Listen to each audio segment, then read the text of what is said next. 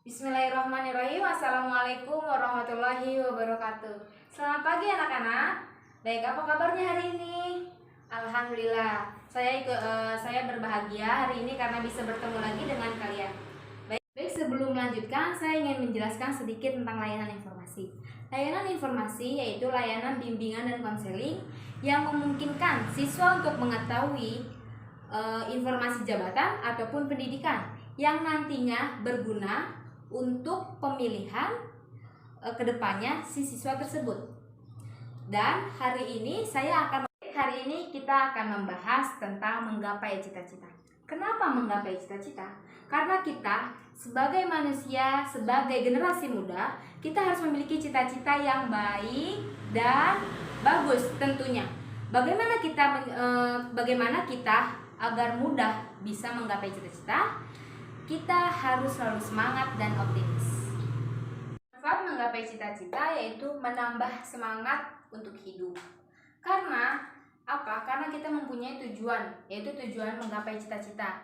Kita memiliki rasa bertanggung jawab atas pekerjaan agar kita mencapai tujuan tersebut, memiliki rasa percaya diri, lalu menghindari dan terhindar dari rasa malas dan sikap yang malas.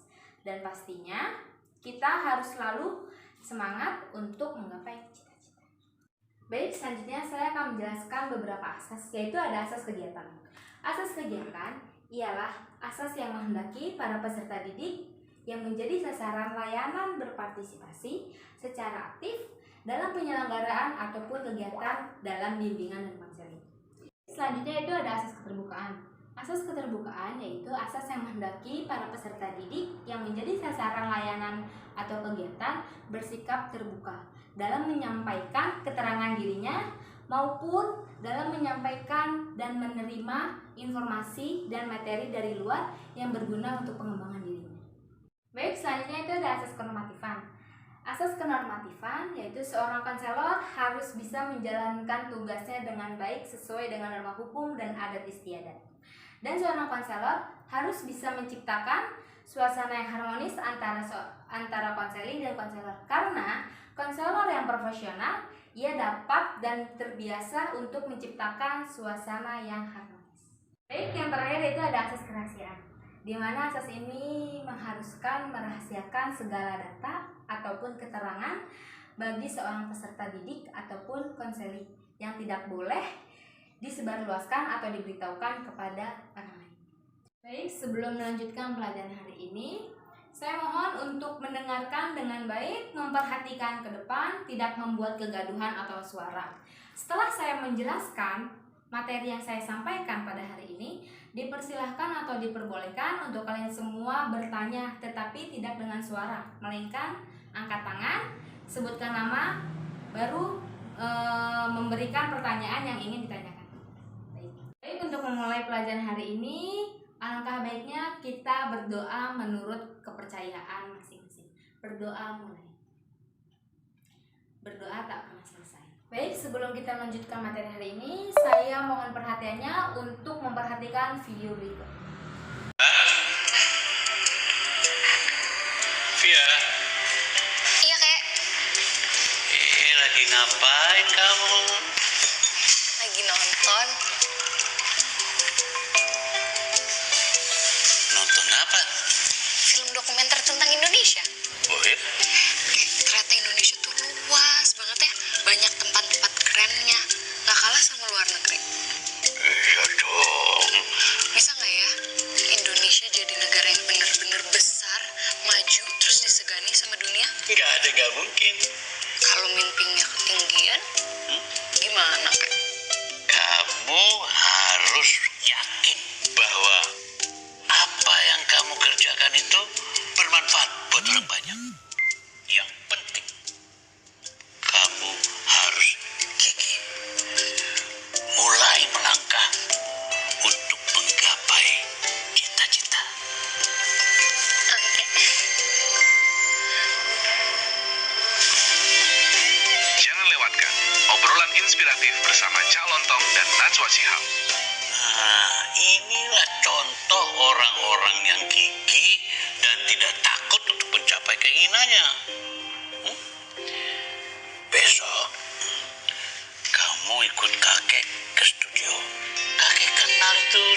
orang-orang itu.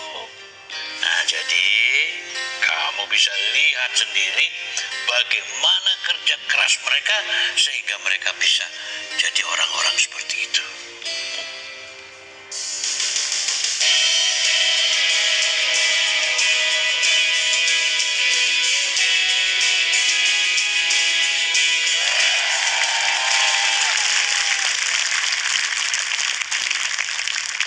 Saya akan mengundang bintang tamu yang sangat istimewa. Ini adalah seorang wanita yang luar biasa yang sudah memberi inspirasi bukan hanya bagi kaum wanita, tetapi untuk kita semua. Beri tepuk tangan paling meriah untuk Najwa Shihab.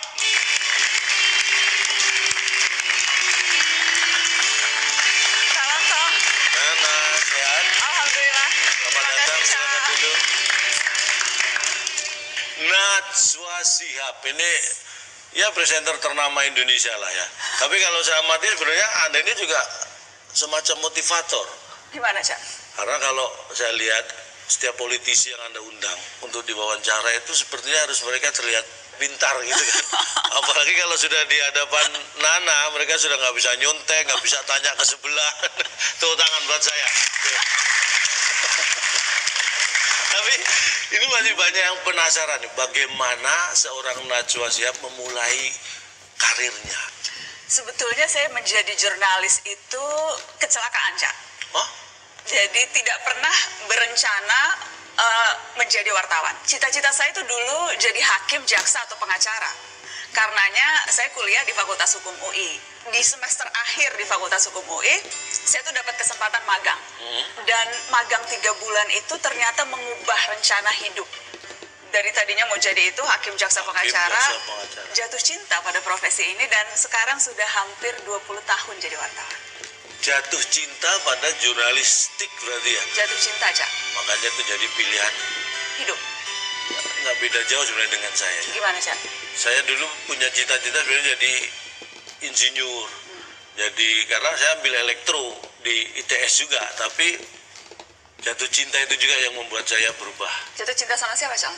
Sebenarnya banyak yang saya jatuh cintain, tapi yang yang mencintai balik itu yang jarang ya, Cak? jarang.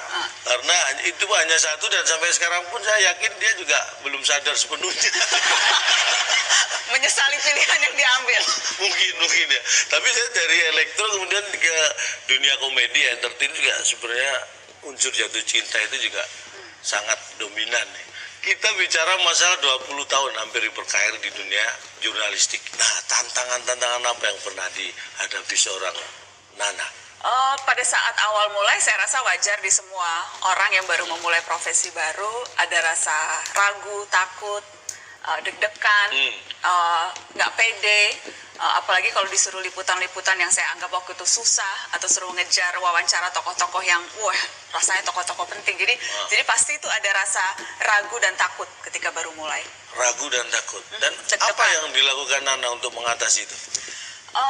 Persiapan itu kunci, dan itu saya lakukan sampai sekarang. Siapapun yang saya wawancara, siapapun atau topik apapun yang saya liput, itu kuncinya riset. Harus persiapan secara maksimal. Semakin kita siap, semakin kita bisa memupuk rasa percaya diri.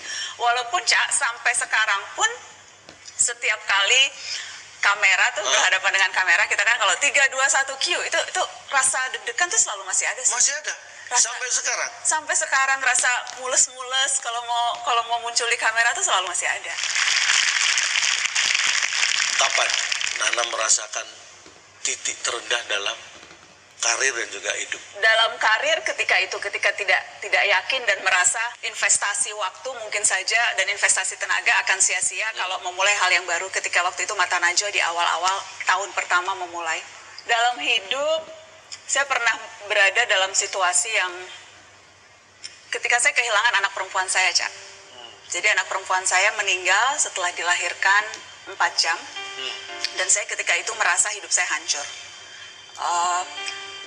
Pesan Abi Kures, ayah saya, soal bagaimana kita belajar ikhlas dan tawakal.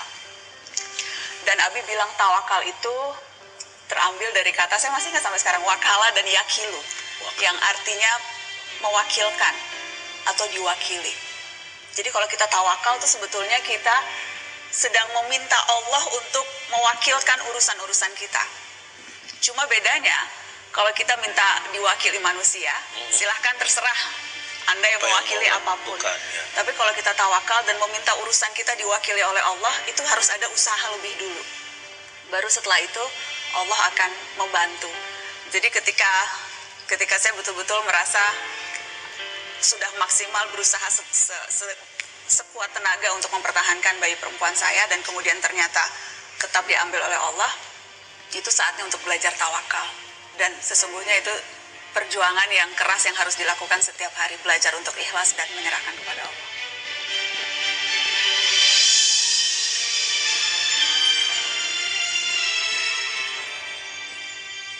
Dulu kehidupan saya berumah tangga ya, secara ekonomi masih berat ya, memang ikhlas dan pasrah setelah berusaha dengan maksimal.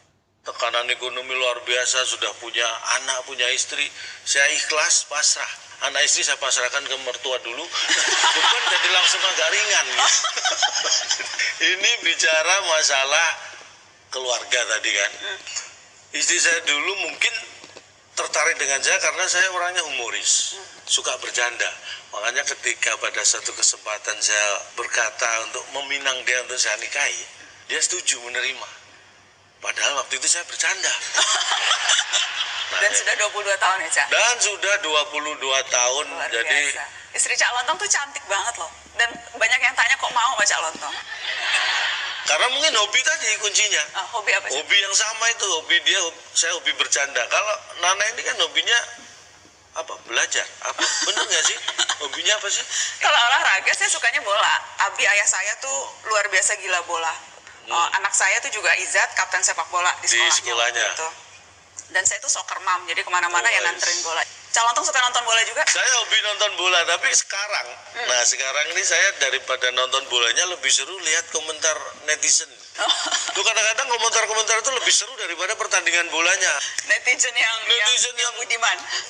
Nah, ini sekarang bicara masalah netizen nih, menurut Nana bagaimana nih dunia netizen kita ini di mata seorang Najwa Shihab? Dunia digital kita menurut saya berkembang luar biasa dan itu potensi yang juga sangat besar gitu. Dunia berubah karena teknologi, Cak, termasuk cara kita mengkonsumsi media. Dan itu juga yang membuat saya percaya seharusnya dua kekuatan ini bersinergi dan bisa menghasilkan sesuatu yang luar biasa.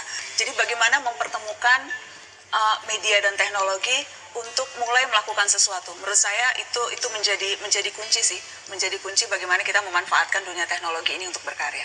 Bapak saya almarhum, seperti yang Nana sampaikan, juga punya pesan pada saya yang masih saya ingat sampai sekarang. Bagaimana bapak saya di generasi sebelum kita tapi sudah paham betul bahwa suatu saat akan pentingnya IT. Kemanapun saya pergi, bapak saya selalu pesan, kamu harus IT. Visioner ya, Cak. Ini bicara masalah IT, bisa perkembangan dunia digital Indonesia. Kalau Nana ini kan sudah sangat besar namanya di layar kaca dulu sebenarnya kan, sebagai jurnalis punya mata Najwa. Nah, sekarang bergeser ke merambah di dunia digital. Ini kan sesuatu yang baru sebenarnya. Apa yang ada dalam pikiran Najwa Shihab untuk keluar dari comfort zone-nya itu? Karena waktu itu saya merasa tidak ada pilihan untuk tidak berubah. Dan satu-satunya yang tetap itu perubahan itu sendiri. Saya ingat Benjamin Franklin once said, if you're finished changing, you're finished. Yes. Kalau kita berhenti berubah, kita akan selesai. Kita akan ditinggalkan.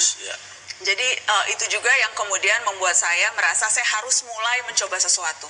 Awal ketika memutuskan untuk berhenti dan memulai hal yang baru itu ada ketakutan, dan memang waktu itu masih belum jelas, saya masih belum tahu apakah saya akan kembali berkarya dan muncul di televisi. Saya masih belum jelas dengan, sudah ada rencana tapi belum terlalu matang soal perusahaan baru saya, Narasi TV.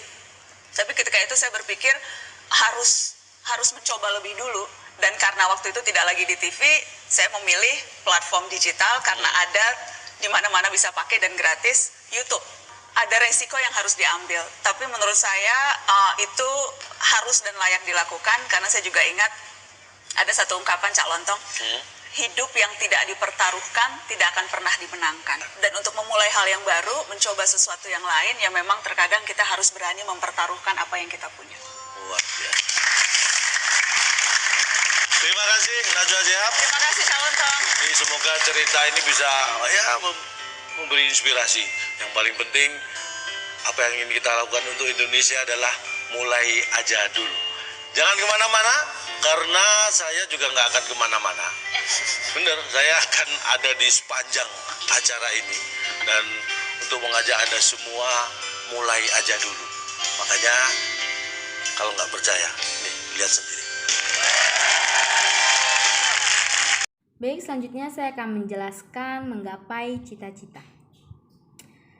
Kurang lebihnya pengertian definisi dan pengertian cita-cita adalah sesuatu yang ingin dicapai berupa prestasi ataupun hal baik lainnya di masa depan. Mencapai cita-cita umumnya bukanlah sebuah hal yang mudah dan biasanya akan membutuhkan waktu dan perencanaan yang sangat matang. Kemudian cara menggapai cita-cita yaitu tidak menunda pekerjaan, jangan mengeluh, tidak malas, berteman dengan orang sukses, lalu menulis cita-cita di selembar kertas, teguh dengan pendirian, berpikir selalu positif, percaya diri, meluruskan niat, dan selalu berdoa dan selalu berserah diri. Tips menggapai cita-cita, lakukan apa yang Anda bisa lakukan sekarang. Jadi intinya, jangan pernah menunda pekerjaan jika kamu bisa menyelesaikannya hari ini. Kemudian, kesuksesan butuh proses. Ya, semua sesuatu itu harus melalui prosesnya masing-masing. Kemudian, percayalah kepada kemampuan sendiri. Jadi kita harus percaya sama kemampuan apa yang kita miliki dan apa yang ada di diri kita harus kembangkan. Lalu, jangan biarkan pikiran negatif menguasai. Yaitu jangan biarkan sesuatu hal yang buruk terjadi kepada kita ataupun kita memikirkan hal-hal yang tidak semestinya kita pikirkan. Lalu ingat untuk selalu fokus, yaitu fokus kepada tujuan untuk menggapai cita-cita. Lalu hal kecil yang bisa dilakukan untuk menggapai cita-cita yaitu mencari teman yang memiliki impian yang sama, membuat diri sendiri terobsesi untuk mengejar impian, lalu selalu ingat waktu kamu itu, karena waktu itu bagaikan emas. Jadi jangan pernah menyia-nyiakan waktu atau membuang-buang waktu.